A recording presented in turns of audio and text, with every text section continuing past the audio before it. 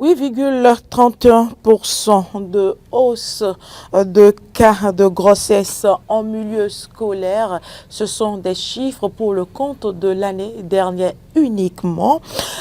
Vous l'aurez compris, chers amis téléspectateurs, amis auditeurs de la 102.3 et également amis internautes, que le thème retenu ce matin pour votre rubrique Actu décalée est bien les grossesses en milieu scolaire, parlant de l'éducation. Vous aurez juste à composer le 01 48 52 94 02 afin d'opiner sur cette thématique. Mais avant, nous allons démarrer les discussions sur cette thématique avec Seth Atemi et Henri Yambodé qui sont restés sur ce plateau. Alors, Seth Atemi.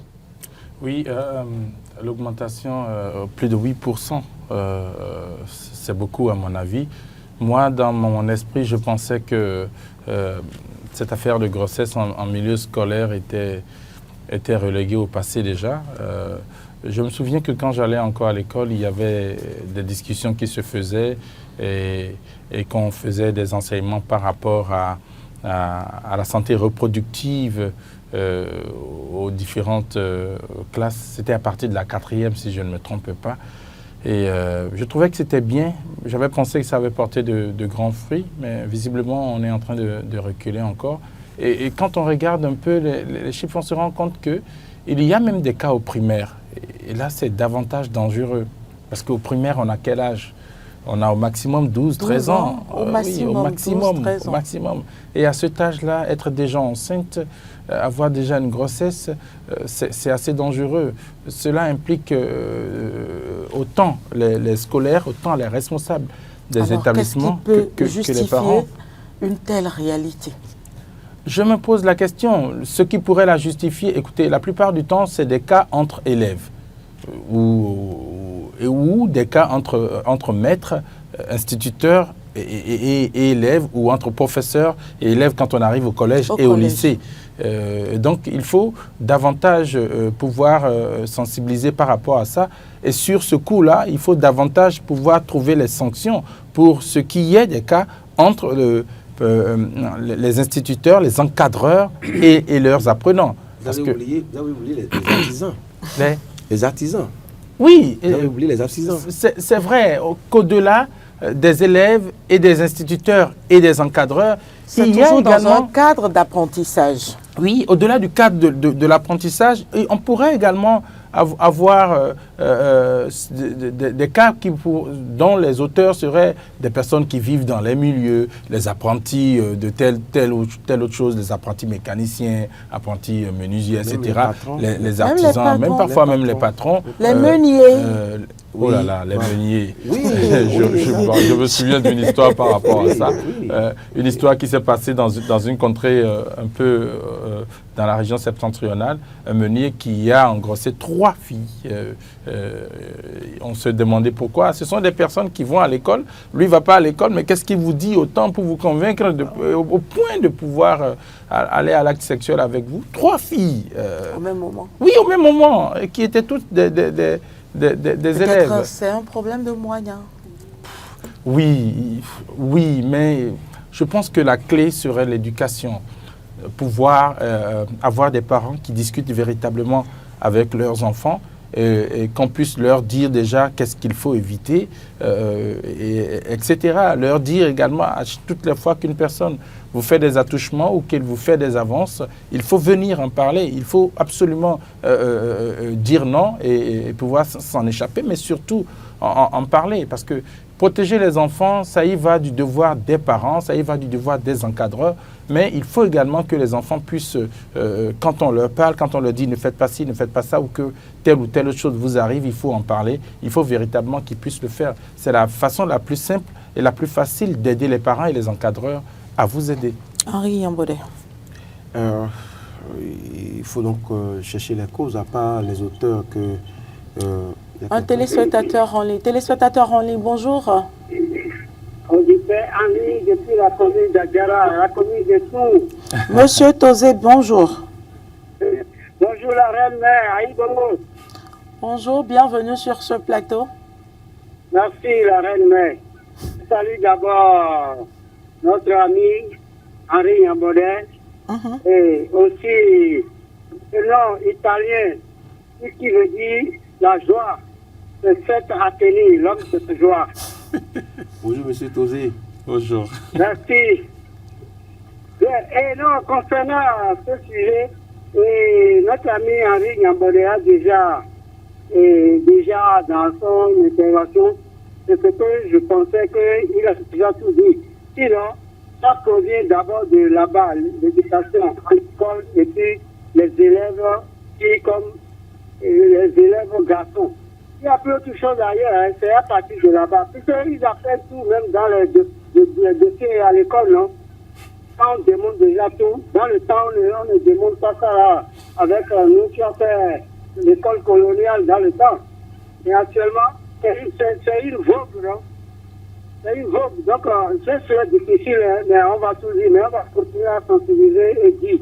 C'est tout ce que moi j'ai à dire. Je salue Henri Yambodé pour ce qu'il a dit. Cet Athémie, plutôt. Bonne journée à vous, la princesse. Monsieur Tozé, cet Athémie s'appelle. Merci et très belle journée à vous, Monsieur Tozé. Allez-y, Henri Yambodé, vous étiez en train de... il y a la démission des parents. Quand vous êtes parent et que vos enfants, à un âge donné, commencent donc pas à avoir des besoins et que vous n'arrivez pas à faire face à ces besoins-là, à côté des artisans dont nous parlons tout à l'heure, les mécaniciens qui sont dans votre entourage sont capables de lui remettre 1000 francs, 500 francs. D'accord? Au moment où vous dites que c'est 250 francs que votre enfant mérite pour aller à l'école, lui, il est là, il remet 500 francs. Et donc, à force de faire ça, il détourne votre enfant de l'essentiel. Et même tout ce que vous dites à la maison, lui, il rassure votre enfant de ce que rien n'arrivera. Et jusqu'au moment où, et bien évidemment, ce qui ne devait pas se passer arrive. Ces artisans-là, si on prend les auteurs, aujourd'hui, quand on prend les enseignants, quand il y a une loi qui a été votée qui limite un peu le dégât au niveau des enseignants parce que vous perdez votre emploi et tout le reste. Si vous suivez un peu le résumé de l'autorité avec INF qui aujourd'hui a commencé par citer même les noms. Donc, quand vous regardez un peu les statistiques, les tableaux présentés, vous voyez qu'il y a plus d'artisans qui sont peut-être sur le chemin, sur l'aliment ou bien l'itinéraire de l'enfant et qui appellent l'enfant et qui tout le temps font... Et c'est ça également. À part la démission des parents, il y a la pauvreté. Dans des milieux où l'enfant a déjà à 15 ans, on pense que cette fille-là est déjà assez grande. Et donc, dès qu'on lui propose, même tes amis ont des copains, et toi, qu'est-ce que tu en fais? Et donc, déjà, les parents, c'est des parents qui poussent même les enfants à aller commettre ces bêtises-là. Et n'oublions pas de le dire. Hein. C'est vrai, M. Tozé parlait de programmes, de séquences de programmes, mais est-ce que ces séquences de programmes-là créent des envies chez les apprenants pour qu'elles aillent chercher bien une envie, une curiosité, je dirais. D'expérimentation. Non, pas du tout. Je crois, quand nous étions au collège, il y a même des séances avec la BPF qui venaient nous sensibiliser. Oui. Téléspectateur en ligne. Téléspectateur ou auditeur en ligne, bonjour. Oui, bonjour Carole. Bonjour Monsieur Ayanou Lucien. Et comment vous allez bien? Oui, nous portons bien. Merci, bonjour. Bonjour. Et vraiment, c'est un point qui nous interpelle tous, hein, et les parents et aussi les parents enseignants. Mais au niveau du corps enseignant, je pense que l'État a déjà pris ses responsabilités. Aujourd'hui, quand un enseignant enseigne une élève, il fait déjà ce qu'il attend. Les sanctions sont dures là. Donc, quand l'enseignant ne peut pas suivre les élèves jusqu'à la longtemps, dont la responsabilité des enseignants, ça reste au portail. Là où commence les parents. C'est au niveau des parents que c'est toute la grande responsabilité.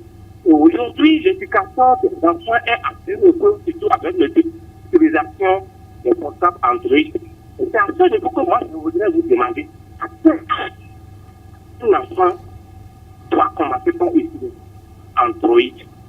Puisqu'il y a aussi aujourd'hui des enfants qui ont des portables Android Pour que les parents nous poussent.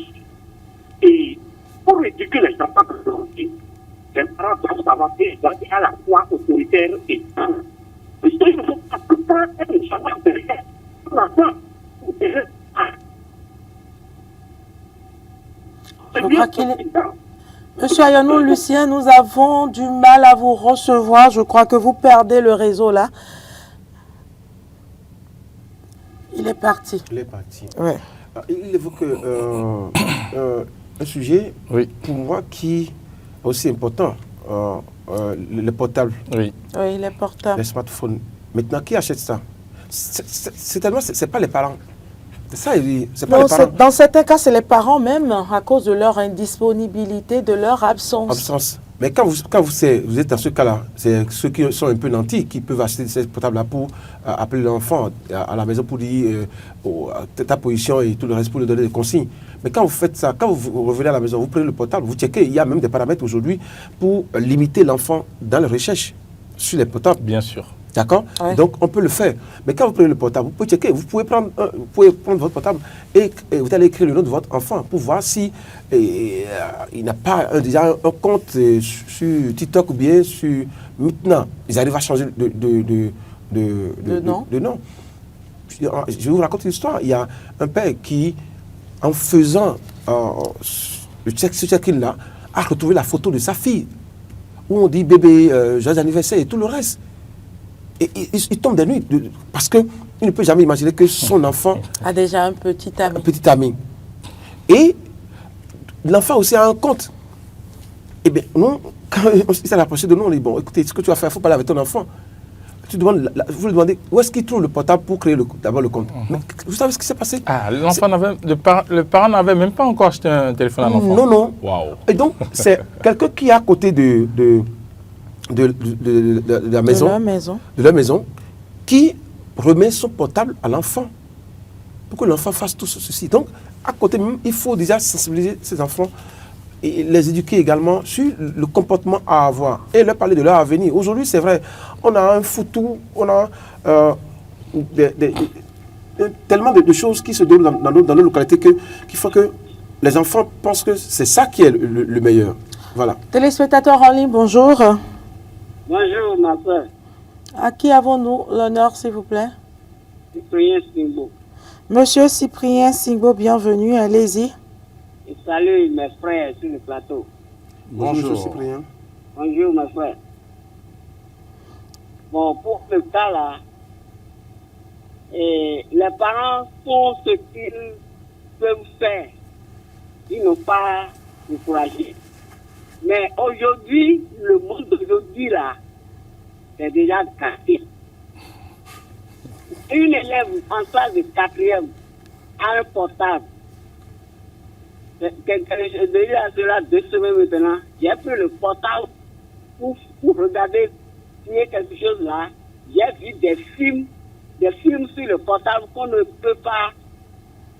Une élève en classe de 4e ne peut pas en avoir. Même un grand, même parce que ce ne sont pas des films qui donnent de beaux conseils.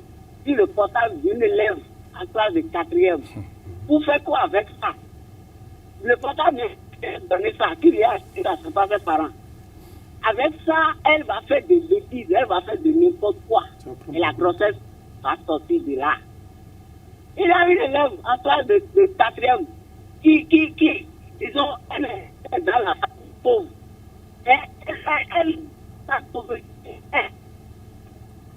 Le réseau toujours, un peu comme ce à quoi nous avons assisté tantôt avec M. Ayonou Lucien. J'espère que nos téléspectateurs et amis auditeurs vont mieux se positionner afin d'avoir de réseau pour une belle qualité sonore. Alors, Henri Yambodé? Oui, je disais que très souvent, ce n'est pas seulement les parents qui... Alors, j'ai bien envie de dire, Henri Yambodé, quelle est alors la responsabilité des parents et des autorités à divers niveaux? Non, tout part d'abord de la maison. Tout part d'abord de la maison. Il faut pas démissionner. J'ai parlé de la démission tout à l'heure des parents. Des parents, oui. Il ne faut pas démissionner. Il faut donc faire face. Il faut déjà, si c'est que vous avez une boule d'acassa, et c'est ça, il faut éduquer votre enfant par rapport à ça. Leur dire ça. La vie se résume à ça. La vie n'est pas forcément... Il ne faut pas être, chercher à copier les autres. Et donc, d'abord, ça part de la maison. Il ne faut pas démissionner. Il faut faire face à ces engagements. C'est pour ça que très souvent, on donne raison à certaines personnes qui disent que non, quand vous êtes parent et que vous sortez de la maison, arrivez à la maison, il faut contrôler vos enfants. Moi, je dis que quand on dit non, l'enfant déjà à 15 ans, il faut ne pas, il faut toucher à son intimité ou bien ne pas aller dans sa chambre. Non, il ne faut pas parler d'intimité avec il faut aller. Il faut même, un jour, quand votre enfant sort, vous prenez son sac, vous fouillez tout et tout, pour voir s'il n'y a pas parce que même si votre enfant porte un habit, une tenue, si vous n'avez pas acheté ça, il faut le demander là où il a trouvé l'argent pour ça. Là, ça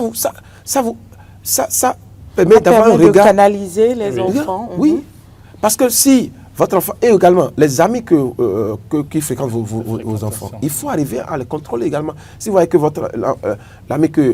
l'ami de votre enfant, c'est quelqu'un qui est d'une famille nantie, je ne dis pas qu'il ne faut pas être ami avec ceux-là, mais il faut arriver à leur dire, voici leur niveau de vie. Donc, il faut s'en contenter. Donc, il ne faut pas que les parents démissionnent. Dès que vous démissionnez, c'est que, oui, c'est une porte ouverte à tout ce que vous ne souhaitez pas. C'est Atemi, la responsabilité des gouvernants. Oui, cette triste réalité.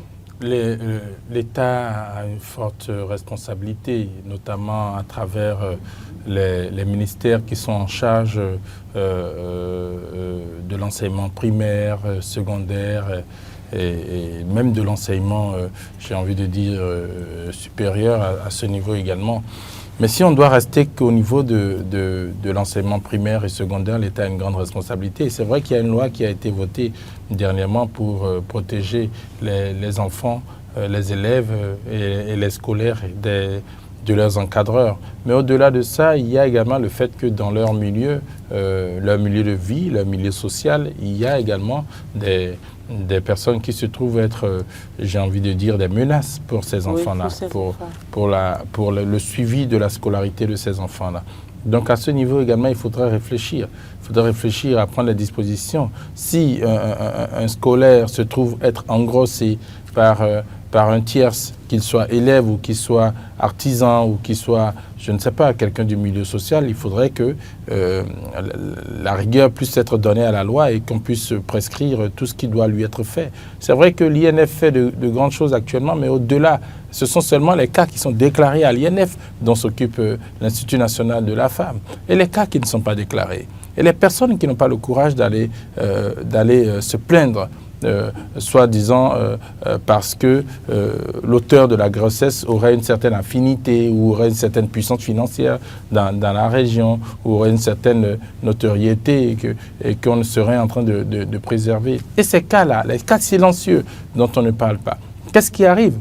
La conséquence directe, c'est que l'enfant puisse ne plus continuer sa scolarité. La conséquence directe, c'est que cet enfant-là puisse être totalement déscolarisé et soit obligé de s'adonner à autre chose ou soit obligé de se marier à un âge où elle est encore mineure et elle doit être obligée de pouvoir subvenir à ses besoins. L'autre conséquence derrière, c'est qu'il peut y arriver que les enfants puissent avoir des pathologies, des infections ou encore des problèmes à pouvoir enfanter parce que son corps ne serait peut-être pas encore prêt à subir cette étape-là de la vie. Donc il y a plein de choses, il y a plein de conséquences qui sont derrière dont on devrait se souvenir et prendre les initiatives plus fortes au niveau étatique et au niveau, j'ai envie de dire, législatif.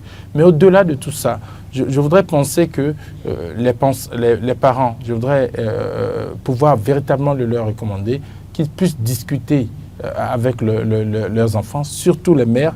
Les mères ont la capacité de pouvoir, je ne sais pas, amadouer les enfants, et elles s'y connaissent assez bien. Il faut qu'elles puissent véritablement discuter avec les enfants. Il paraît que les enfants filles préfèrent discuter avec le père. Mais si c'est le cas, il faut également que la mère puisse outiller le père afin que le père puisse faire la discussion avec ses filles ou sa fille, de sorte à ce que ces choses ne puissent plus continuer à arriver dans notre pays. Nous sommes dans un élan où nous sommes en quête d'excellence, nous sommes en quête de pouvoir réussir des objectifs métier plus grand et on ne peut le faire qu'en étant avec tout le monde, en ayant une population jeune très instruite et très aguerrie par rapport aux défis qui se présentent devant nous. Henri Yambodé? Mais non, je pense que c'est bien fait de rappeler les conséquences et l'abandon. Vous devenez vendeuse de rue. C'est pas bien. C'est pas bien. Votre avenir est hypothéqué et tout le reste. Donc, il faut arriver donc, à parler avec ces enfants-là et leur rappeler les conséquences. Et leur même citer des exemples précis. Ça leur permet de se retrouver. Eh bien, moi, puisque nous sommes en train de finir l'émission, l'appel que j'ai à lancer, c'est aux parents.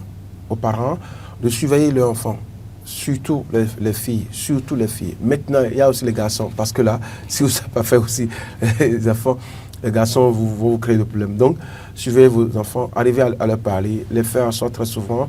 Ce n'est pas seulement la chicotte qui règle le problème, mais également les paroles. Et pourquoi pas leur promettre beaucoup de choses. Dès que vous le faites, ça peut changer les choses. Mais ne démissionnez pas, surtout quand il s'agit des engagements souverain. Voilà. Merci beaucoup. Merci Henri Yambodé, merci cette Athémie, merci aux téléspectateurs, amis auditeurs et également amis internautes de nous avoir suivis. C'est déjà la fin de ce numéro de Matin d'Éden. Très belle journée à chacun et à tous.